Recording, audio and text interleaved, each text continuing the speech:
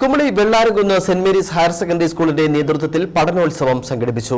Kumily Sakhyajyothi arts and science college ഓഡിറ്റോറിയത്തിൽ നടന്ന പരിപാടി college principal doctor Chackochan J Njavallil ഉദ്ഘാടനം ചെയ്തു.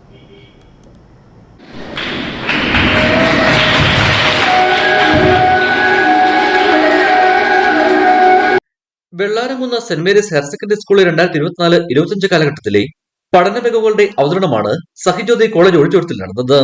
വെള്ളാരംകുന്ന് സെന്റ് Mary's school manager father doctor Augustine Puthuparambil അപേക്ഷ യോഗം Kumily Sakhyajyothi arts and science college principal doctor ചാക്കോച്ചന്റെ ഞാവള്ളിയിൽ ഉദ്ഘാടനം ചെയ്തു. വെള്ളാരംകുന്ന് സെന്റ് മേരീസ് ഹയർ സെക്കൻഡറി സ്കൂൾ നേടിയെടുത്ത മികവിൽ അദ്ദേഹം അഭിനന്ദനങ്ങൾ അറിയിച്ചു. സമയം കൂടിയാണ് എന്ന് തിരിച്ചറിയാനാണ്.